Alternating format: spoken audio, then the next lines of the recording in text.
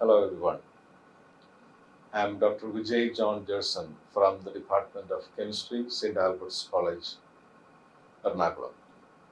Today, let us discuss about thermodynamics. Let us see what is thermodynamics. Thermodynamics is one of the fascinating branches of science. Science which include chemistry, physics, biology, space science, etc., engineering, and among them, thermodynamics is a special branch of science which deals with the energy transactions.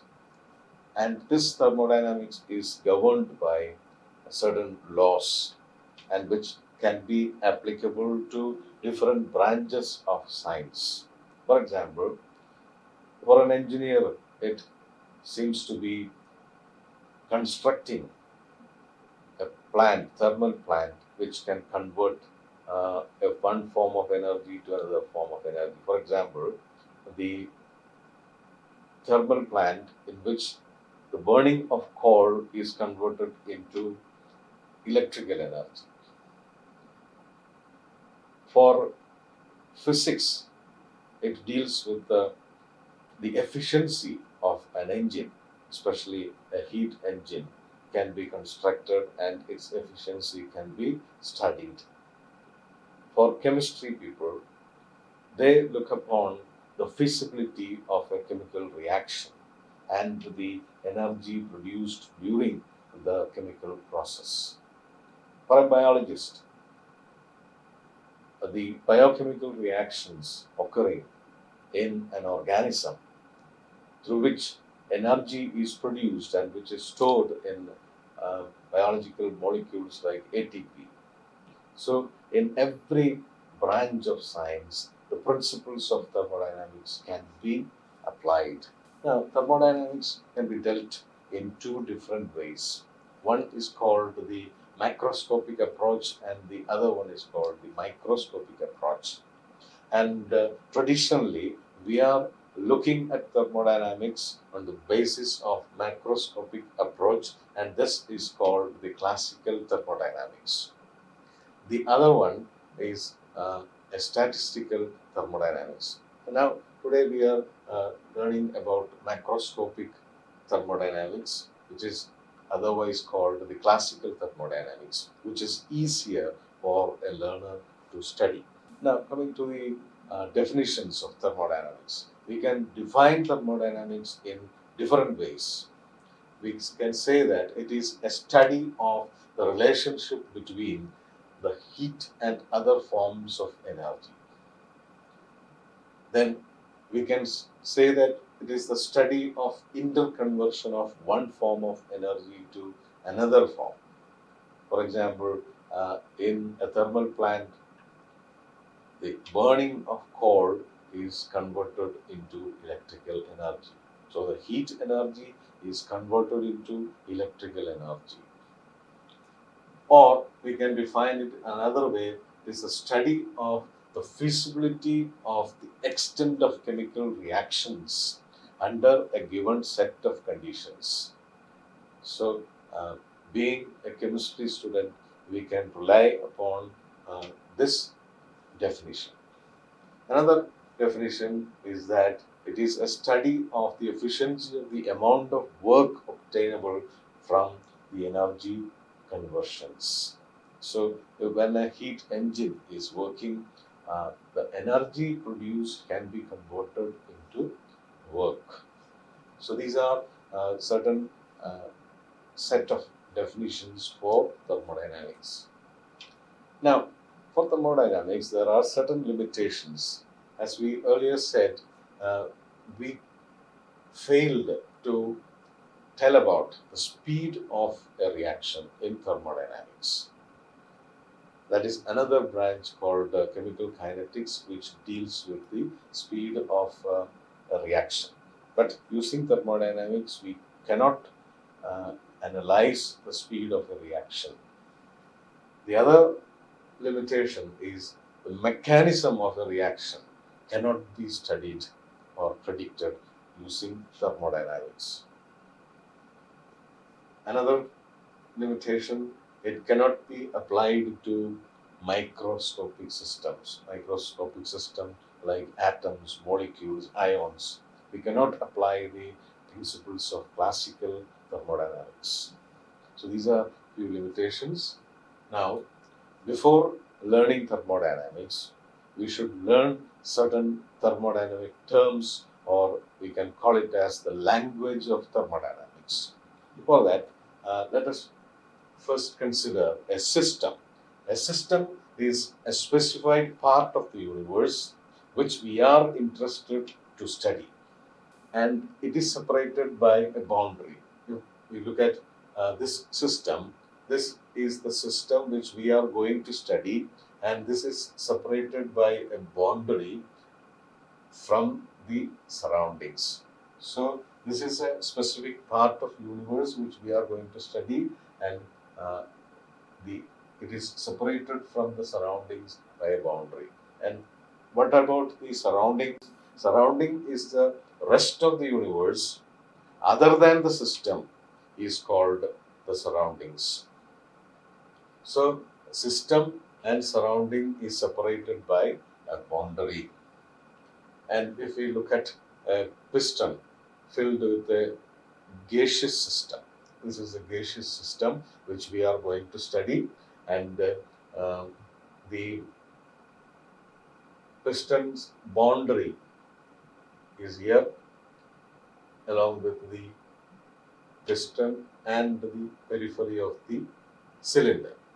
Then this system can be separated by the surrounding from the rest of the world, which is called the surroundings.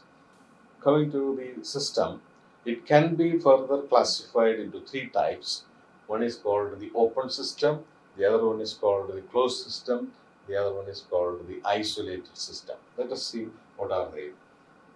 In an open system, the system can exchange matter as well as energy with the surroundings. So, from the surroundings, energy can enter into the system, and from the system, energy as well as matter can be given out to the surroundings.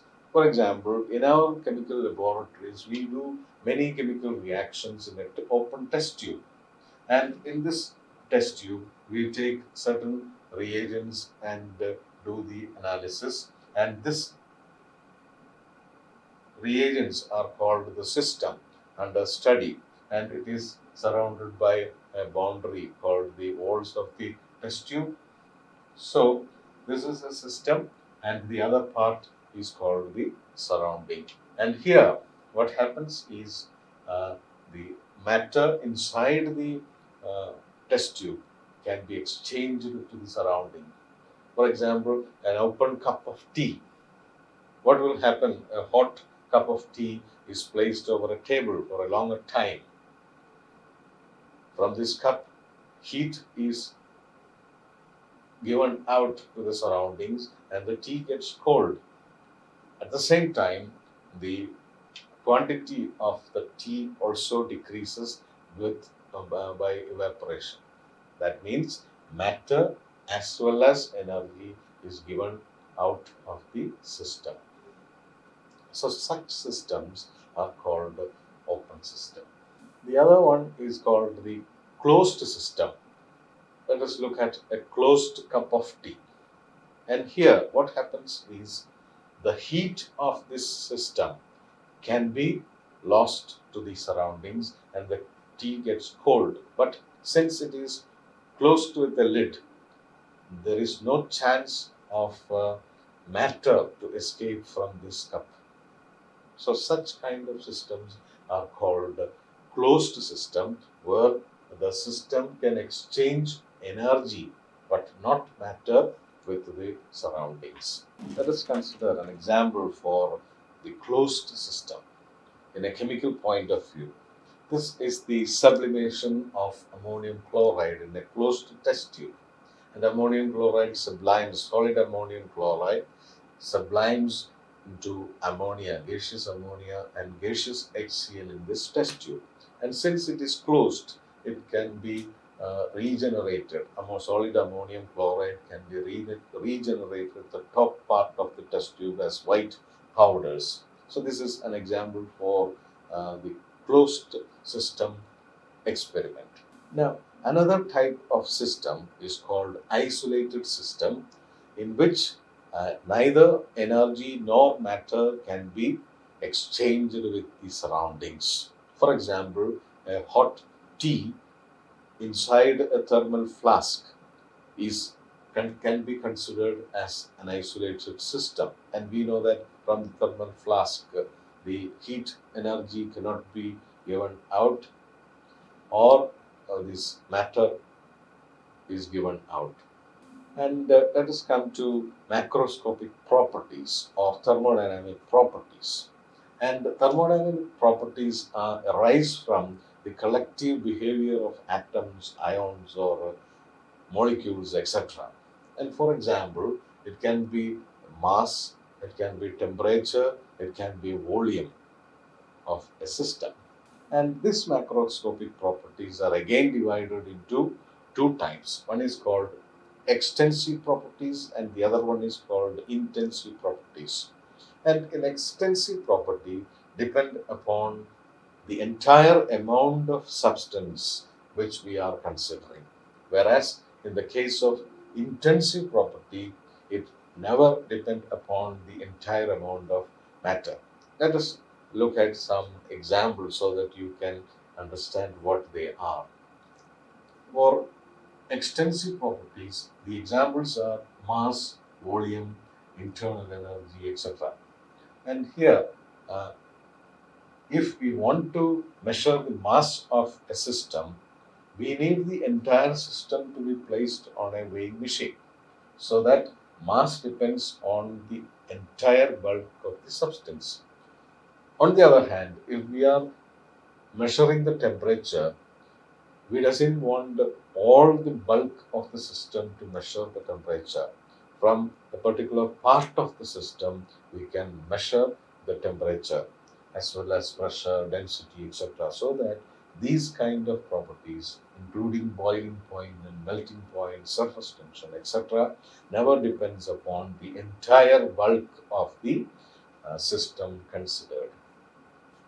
So these are all about the basics of thermodynamics and the language of thermodynamics. Thank you.